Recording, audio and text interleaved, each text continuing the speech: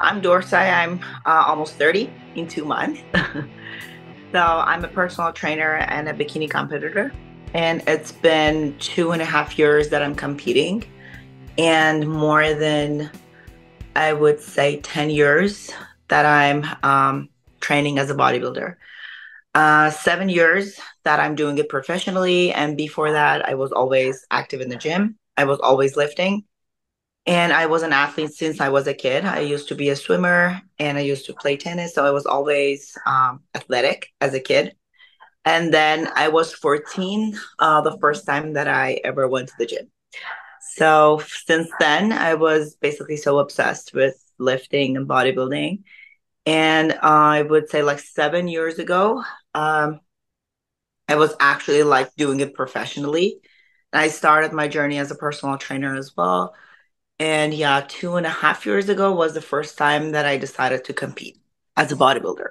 So what Yeah. got you into actually the gym at 14? What made you go into that and then how was that kind of experience initially for you? I was basically in high school and I used to have like a circle of friends, and we were always like uh doing something like some activity in the summer. So we decided to try weightlifting together as like a few friends. And one of us was basically overweight, and she was the one who was actually into just like going to the gym and trying like a weight loss journey.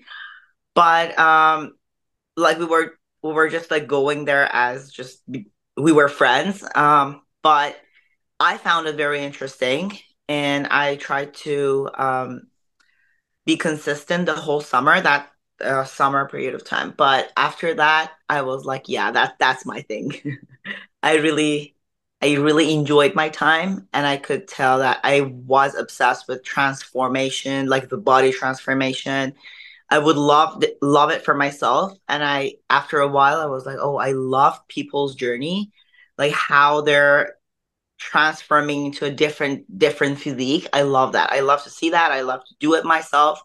So after a while, it was all about this, like bodybuilding and transforming everything. Yeah, that's how I got into it.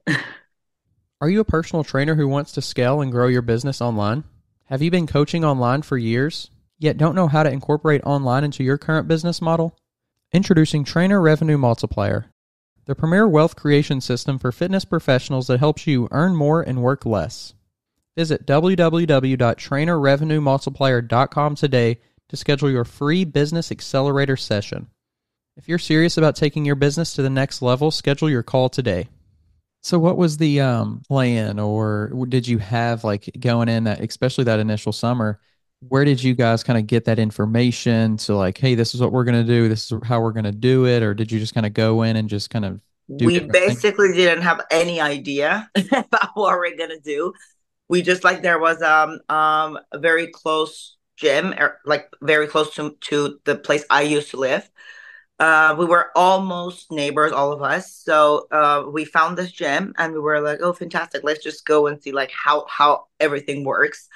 So we went there. We basically didn't have any idea like what we're doing. We just tried to do some cardio and just like playing around with a little bit of like machines and weights.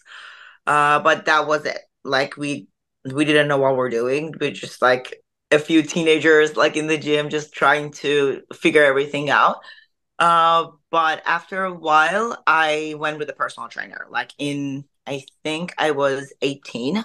I was about to get into university, so I actually hired a personal trainer for the first time. What did you feel like was your biggest takeaway from hiring a professional and just utilizing their knowledge? Yeah, so like for me was when I was about to get into university, I gained a lot of weight because it was technically just like studying and eating. So the back of my mind was like a weight loss purpose of hiring a personal trainer. Because it's like years back, I cannot really like clearly think about what I picked from her, but that was like something that I really wanted to keep going. And I did. Like I lost few pounds that I gained with her. And then it wasn't her anymore. It was just like me going to the gym. But still it was a little bit on and off because I got into university and then I had like courses. I couldn't make to the gym. So it was a little bit tough. And the place that I used to live, I'm Persian, so I my whole university I was back home. I was in Iran. And the gyms there, it's not like women and men kind of gym. It's like specific times of the day it's for men and specific times of the day for women. So early in the morning till like 3, 4 p.m. is usually for women, and after that, like men goes by. So for me, it was very hard to manage my time with like because I used to be like a student and I couldn't make my timings and my schedule working with going to the gym. So it was like an on and off schedule for a while. And after I would say like the last year of my university, I got into it. Like I was just like managing my time and I was going regularly. And yeah, till now. Did you ever try to like do anything um or think of any like possible like body weight stuff you could do kind of like maybe in your own room at times, or how did you ever like carry that outside of the gym just to like keep things going at all?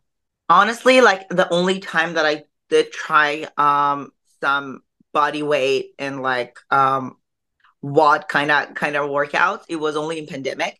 And it was because I couldn't do anything else and there was no gym and I couldn't see myself doing nothing. It was really frustrating.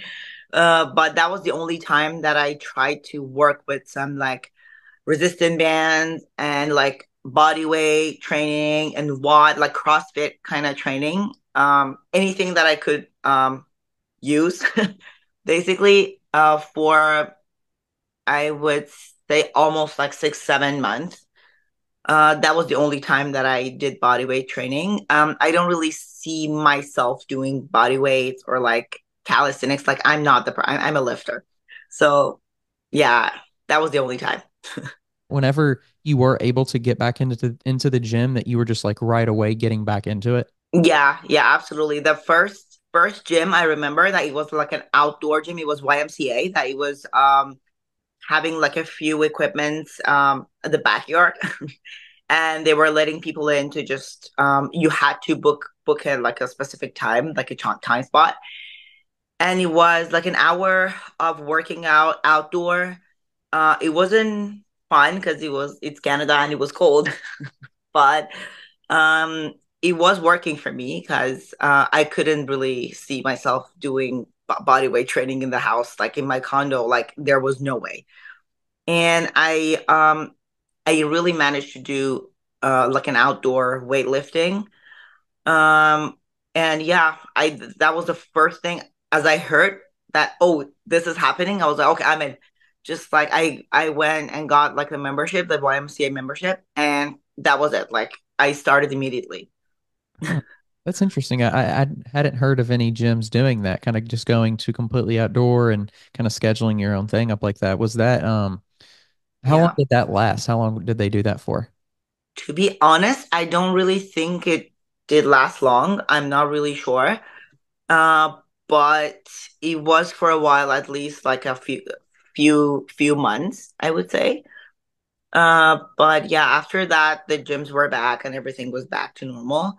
But it was still with with appointment, like in the gym. The first year, I think it was with appointment. Wow. You should just like book your appointment on the YMCA app, and then you could just go and do your workout. And after an hour, you were done. No matter like what has left, or you still have cardio, everything. Like no, you're an hour, and that's it. You're done. You're going out. Interesting. How many people did they let in at one time? I think 20.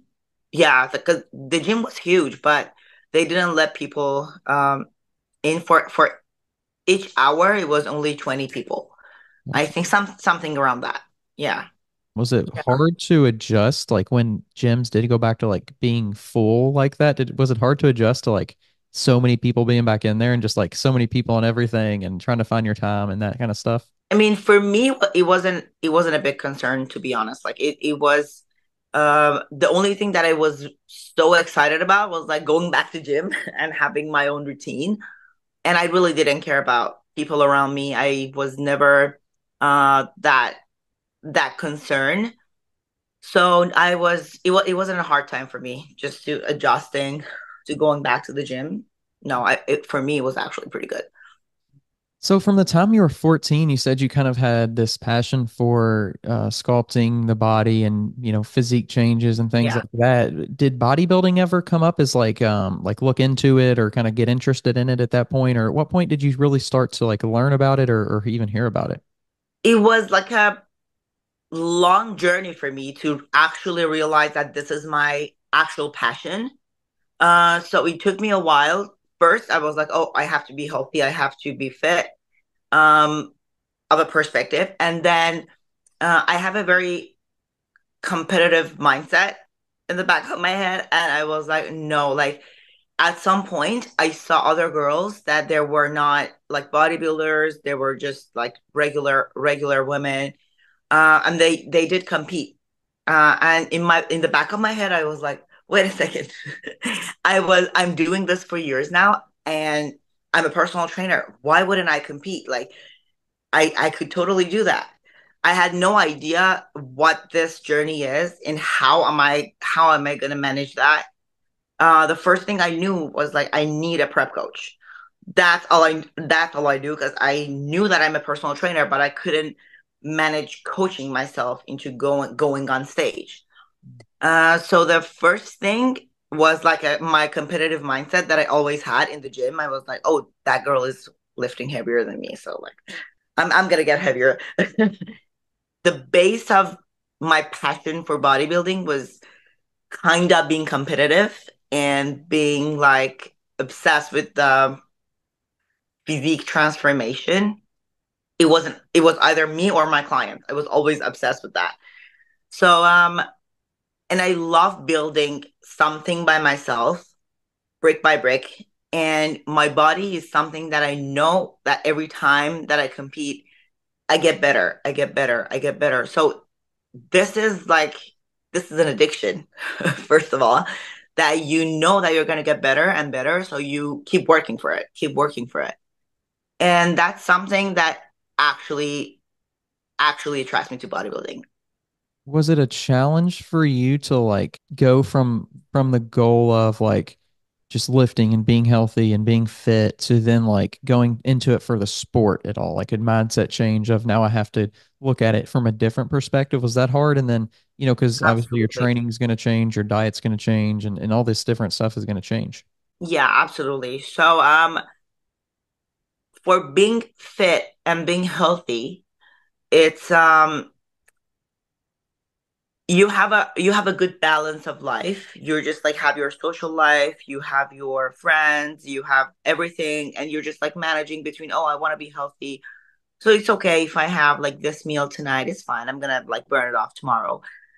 So that's a different story. But for me, giving up on that was a big change because first of all, I'm a foodie and I really actually gotta be very disciplined for putting myself in a box that I cannot move. Basically, that's what's happening with me, and my preps are really hard. Like prepping itself is actually very challenging, but my preps are mind blowing because I'm not genetically I that's how I put it in. Like I'm not genetically that blessed to lean down easily. So giving up on my balance of life and social life is something that was very challenging for me to do in my first show. And of course, after that, like each prep was getting easier for me. So the first show, it was like a big change. But because in my first show, I placed first in my class, I won my class. It was like oh my God, I love this. The whole stage glam itself and like the backstage moments, everything is so glamorous. So I was really loving and enjoying the moment of going on stage, but I was mentally I wouldn't say suffering, but it was mentally very hard for me to adjust to like a new lifestyle, new life.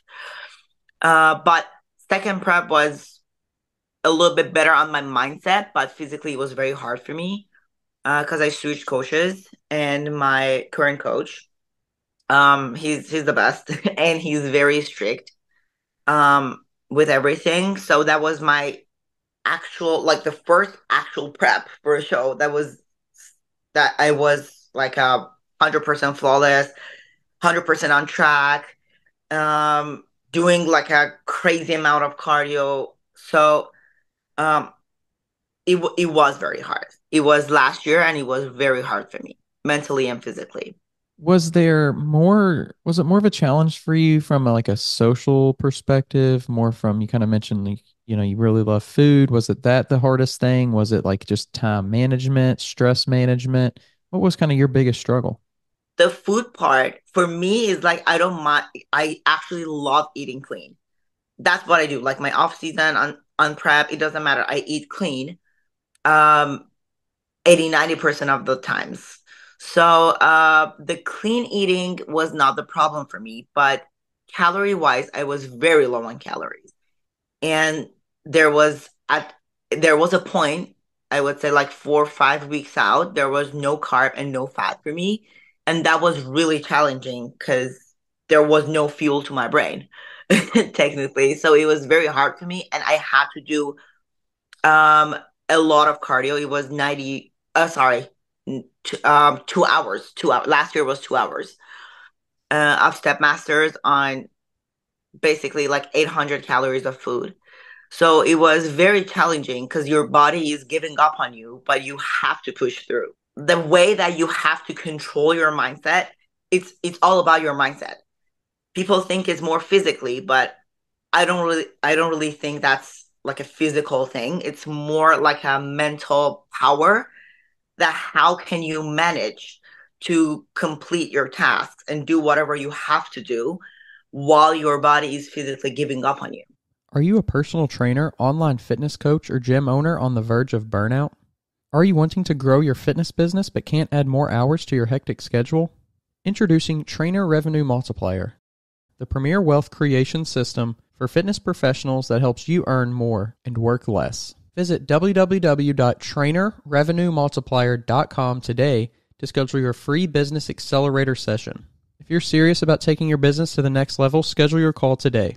That was what I found it very hard. It was the biggest struggle that when my body is telling me that I cannot do anymore, like I can't stop, I can't do this anymore, I have to push through and be like, I know you're tired, I know you're exhausted, I know you're hungry, but you chose this and you have to push through. There is no way that you go back. So you have to finish this. That was the biggest struggle and biggest challenge for me, especially last year, I would say. But this year, um, I had a better prep because mentally, I was kind of used to the struggles and the challenges in my way. So I knew how to manage my body, manage my mental health and everything, my social life.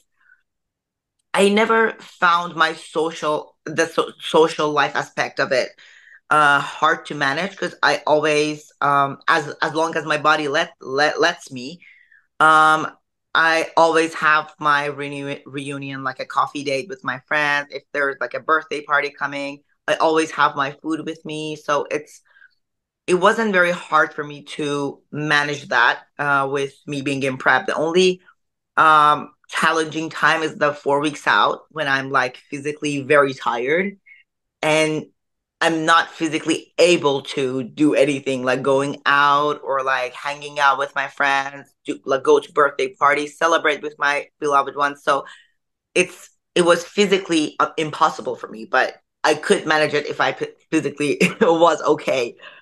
Uh, but yeah, like last year was more challenging for me because it was hard for me to see all my friends eating. And it was me having my chicken breast or like egg whites, um, on a chair way far, far away from the foods. That was really, yeah, last year was very hard, but this year, not really. I was always having my food with me and it was totally okay with having my food and no problem. Yeah, way better than last year. After the show, it's like even though you're reversing, and you're having your diet again and you're reversing it, that's very challenging. But seeing your body retaining water and getting back like your hormones are regulating and everything get all, slowly getting back to normal. So of course you're going to lose that lean mass and your shredded muscles, they're slowly fading away. So it's very hard for you to see that. So at some point, for me, um, that's something that I struggle with after the show. For I think for the most of the competitors, uh, it should be the same. But yeah, like body dysmorphia is actually real. Sometimes you're like waking up and you're like, oh my God, what is this? What is this? Like a few weeks ago, I was the leanest version of myself. What is this? I don't like this. But we have to learn to embrace our body and our physique in every stage of this journey, because this is how it should be. You're not going to keep your lean, shredded body for a long time because it's not healthy. Getting to the point that you're that shredded itself, it's not healthy at all. Like competing is not healthy. It's not mentally healthy. It's not physically healthy. So it's not a healthy sport, I would say. It's very glamorous. It's amazing. It's fantastic to watch. It's very hard to perform and keep the balance at the same time. But that's my own thing. Like I have to learn to embrace my body at every stage of this journey and let it grow. We need to learn to how let our body grow because we need it. You cannot keep the shreds. I love my curvy body. So in off season is exactly the time that I have my curves. So I keep reminding that to myself. I'm like, see, like you like this. And the only way for you to see this is letting your body grow. You cannot see, like you cannot have your curves until you eat properly. And um, having having a good off season is as important as prep. So I always have this conversation like with my friends and even with my clients because they ask, and I'm like, having like a proper off season is as important as your prep because it gives you the better version and a better physique for your next stage target. And for me to feel better about my off season body is like you need this. You have to. It's like prep. You have to push through. You might not have a bikini body, like you might not have like a beach body, but you have a better curvy body. So like I just manage. It's funny because I even manage my outfits with my off season and on prep. So I have like a extra small and like cute outfits for the time that I'm in prep, and I have more like cozy ones, sweatpants, like um the loose t-shirts for my off season because I want to feel comfortable and I don't want to be like it's mostly something mental in my head that I'm like, oh my God, I look so fat. I look so fat. Other people will be like, what are you talking about? But in my head, I'm like, oh my God, I look so fat. But that's that's pretty normal because you're not on a strict diet. You're not having like a crazy amount of cardio of 2 hours of cardio daily, not eating any kind of fruits, not having any carb, any fat. That's not healthy. So you're living a healthy life right now. You're letting your body to grow. You look healthy, like your face is happy. You don't look like a zombie walking around. So you have a better balanced and happier life right now. So enjoy it as much as you can. Just enjoy it Yeah. and enjoy your physique when you're on prep. That easy. Interesting. I've never thought about this, but what you're kind of saying makes me, and this might not even be like a great idea, psychologically, but kind of keeping like a journal during both times and being like, here's what's great and here's what sucks. And then whenever you're in that other time, just go back and be like, even though I want to be there right now, at least I don't have to deal with these things that suck. These things are Yeah. good, but at least, remember the things that aren't great about it as well and appreciate what you have that is good about kind of what you're, the season that Exactly. you're in Exactly. now? So for now, like when I was in prep, all I wanted was my perfect oat bowls or like my cream of rice. I want my peanut butter. So when I'm right now in reversing and like getting into my off season, I'm like, you remember the time that you were craving for these and you're having them now. So enjoy. That's fine. Just try to enjoy the moment as long as far as you can. Because when you have to prep again for your next show, you have to cut off everything that you love to eat. So just enjoy what you're having right now. Enjoy that curviness. Enjoy your food. Enjoy the fruits. Enjoy having like a quality time with your family and your friends. Because on prep, it gets to a point that you have to give up on it. You cannot manage to see all of your friends. And I actually want to mention this because it's a very important perspective of you competing. Um, you are going to get lonely for a while. So it's just you, your routine, your goals, and that's it. You might lose some of your friends because they're not on the same path and they cannot be very understanding of what you're doing. And there might be some of your friends that are very understanding about your situation, but most of the times you might lose some friends because they cannot um hang out with you, they cannot party with you. You're basically not even eating with them. Wherever you're going, you're having your own food. So being a professional bodybuilder has its own pros and cons. And this is something very serious that usually when you get to this point, like this level of professional bodybuilding, um, you might lose a circle of friends and you will have another circle of friends that they're mostly bodybuilders. That's what happened with me. So I lost a few of my friends. I wouldn't say lost them, but we're not that close anymore because I'm 90% of my time in the gym. Either I have a client, I have my workout, I have to do my cardio.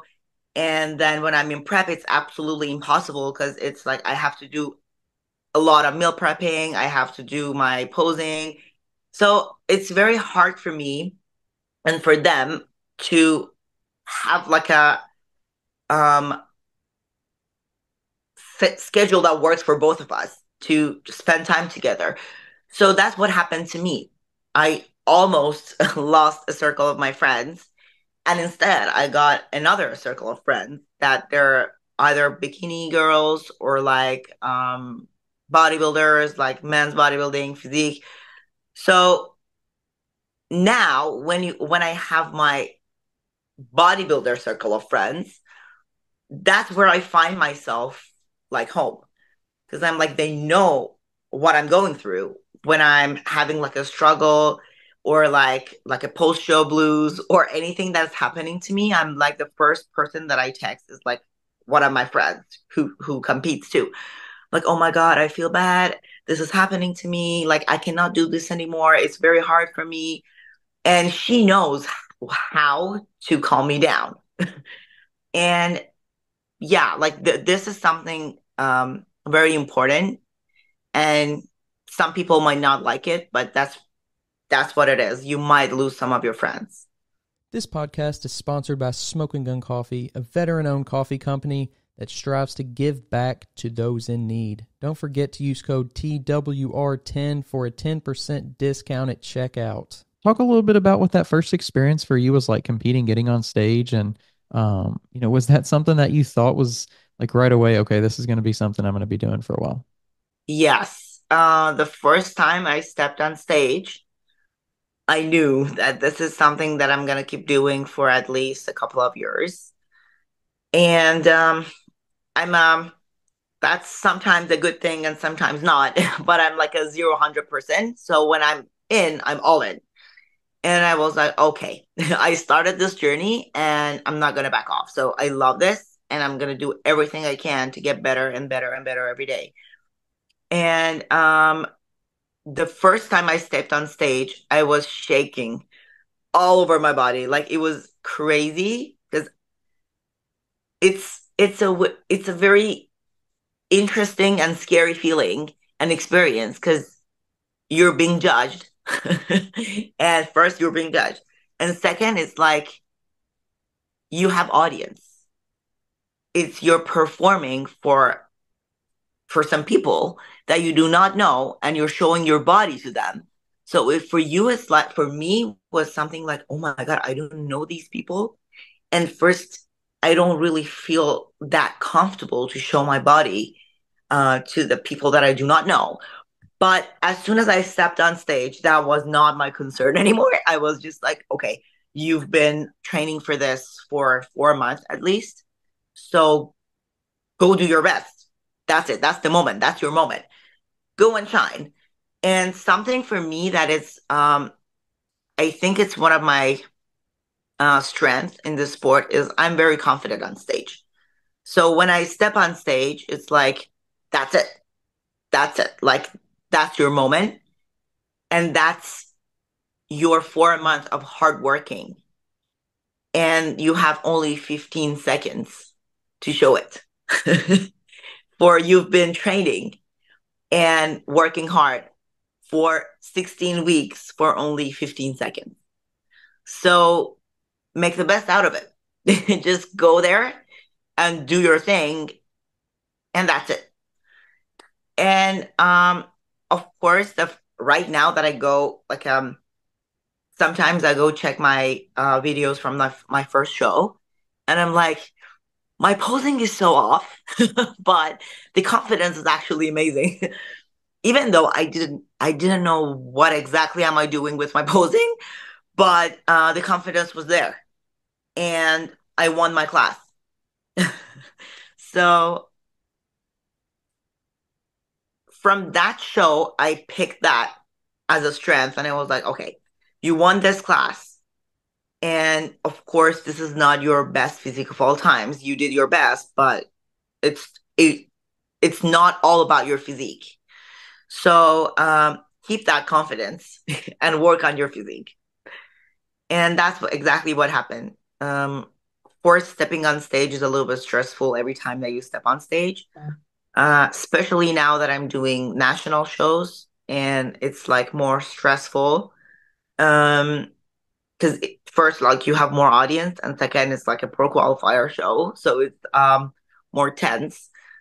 But I try to have that confidence every time. Every time I'm like, that's your moment, girl. Go do your thing for 15 seconds, and that's it. That's it. All your hard work is now, right now, on this stage. Do your best. Where do you find that though? Where do you find that confidence, or where do you find that kind of like, especially when you look at like the women's divisions of like, bikini and wellness as well, like they have that necessary like swag or flair or that personality about it. Where do you find that? Where and how does that is that something that you feel like you kind of put on in a sense? Like I'm putting this on for the day and then like it's me, but it's like the show version of me, or like where does that come from? Honestly, I'm like generally a confident girl. I always been. So for me, it's not a big deal. It's not as hard to just perform the way that I do. It's mostly like um I have a I have an energetic, positive, happy personality, and that's what I'm trying to bring in my posing too. So I just try to be myself. And the first thing was very funny to me. The first show that I did, I was like, because as a bikini girl, you have to have that sass and like feminine um energy and like being sexy on stage. So you have to carry that energy. And because I'm a lifter, and in my head I'm like, oh, I'm such a fighter, I'm a warrior. I always had that, and it was very hard for me to um walk and do like a catwalk kind of thing, and like bringing that sexy feminine energy on stage. The first show, it was very challenging because it was like, oh, this is so awkward. This is so not me. I can't like, and it was showing, and it was totally showing because I was basically faking to something that I was forcing myself to do it. But after a while, it came to me naturally. So right now I have a few posing clients too, and that's what I tell them. Your energy and your personality is something that you have to keep in your posing. So do not ever try to copy the way that I pose, because that's my personality, that's my transitions. So it's me. That's not you. Try to be yourself. Try to bring out like that feminine, happy energy on stage. And it gets better over time because you get into that flow, and like it goes, it totally comes to you over time. So for me, it wasn't really hard to go by that flow. But it was hard for me to bring out that feminine energy that I always had in myself and I didn't know. And yeah, that's I just tried to be myself. Yeah. I don't push anything. Hmm. Well, I can't remember who I was talking to now, but they had a great point about how, the sport of bodybuilding, it's so traditionally like a lot of kind of male stereotypical stuff, like muscles and gym Yes, and all this stuff. And as a woman, you have to embrace that side of doing that traditional, more male stuff. And but then, like you're absolutely. talking about, you have to also possess and harness this feminine side when you step on stage. So it's really a really cool kind of unique balance of personality and balance of, and some people like really find strength in one that they typically aren't. Like if someone's more typically feminine, they find that strength of the male side, like when I say male, like more just masculine kind of side Yes, of it. And then the other way is true as well. Like for the competitors who are maybe find more comfort in the masculine side, they step on stage and they find some confidence, they find something in that feminine side. So it's kind of cool how you get to step in both worlds there. exactly, exactly. And we do get a lot of comments. If you're a female bodybuilder, at least you might once or twice at least got that comment like, oh, she looks like a man. Uh, I didn't get that, but I'm a bikini girl. There's a lot of other divisions for like women's bodybuilding, women's figure, or any other divisions basically. Even us, like we bikini girls were very muscly, shredded, muscly, and I know a lot of my friends um who got like these kind of comments. Why do you want to look like a man? Why are you ruining your feminine physique? And it's not like that. First thing is, having muscle is not a masculine thing necessarily. And we do have in the back of our head, it's we do have that base of being like a sexist base kind of thing. I would say it's hard to put it into words, but um nowadays there's a lot of female bodybuilders uh this past few years now.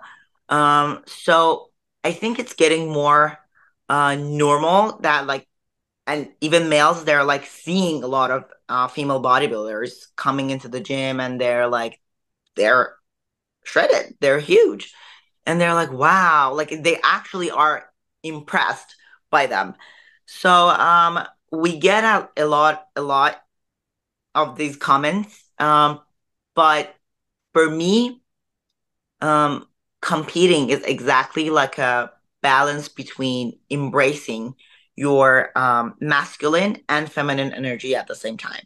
Because like lifting and like uh, having that warrior kind of mindset in the gym, like discipline, um, consistency, like everything is like a more masculine energy in my opinion, and bringing that feminine sexiness, all the glam, you're shining with the heels on stage and doing your pose. It's totally feminine. So embracing the two sides of um this is actually very interesting for me. I really love to have both. Well, I think too, you can even recognize that on the men's side as well, right? Like Absolutely, yeah. if you think of posing, like it's not necessarily the most like masculine word, right? Like like go do a Yes. pose. It's not like you think, oh, a man. Like so you really kind of get both of the kind of the energies, like you're saying, on men's and women's bodybuilding. So it's kind of cool. You get to kind of get in touch, I guess, with a little bit of Yeah. both sides of that. So It's art. Like posing, it's art. Like you create something like a routine. It's like a dance, and you're showing what you've built. And I love that. Like you're performing and showing off what you've been through the past few months or year or something even more. So I love that. It's very artistic in my mind because it's kind of like you're almost like marketing yourself kind of thing. So on stage, you're like, even though if I don't have the best physique in the world, if I know how to sell this, for example, or how to market, like just convincing people that I have the best physique, you're already the winner. That's all about it. Like you have to convince the judges that you have the best physique in the world, even though you know that you will get better. And next time there will be like other competitors that might beat you. Um, but in a very close physiques, I would say, like if both competitors they have like amazing physiques, the one with the better posing and performing will definitely get it.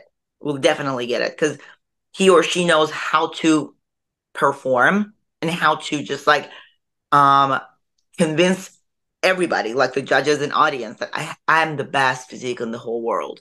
So that's all about it. Like if you don't know how to do that, it doesn't matter if you have the best physique in the world. and that's the exciting thing about the sport. That's where I think it becomes a sport too, right? Like Yeah, you're really like as much as you are competing against yourself, like I would say a massive majority of the time, 99% of the time in bodybuilding, like when you are up there, especially, looking at like a top five scenario where it's just like people are getting switched around, like that's where it truly becomes like a competition with other people at that point. And sorry, yeah, becomes like, to me, that's when it gets the most exciting. exactly. It's very interesting. For me, it's like everything about it. I love everything about bodybuilding. The art of building something and learning how to be patient. This is very important because like this generation, we're all very impatient with everything that we want. We're just like we want it right now, right now. Like we're trying to find every shortcut that help us to get whatever we want. But bodybuilding is like it doesn't matter how hard you're training. Of course, you're doing your best, but you gotta be patient. It's not gonna happen overnight.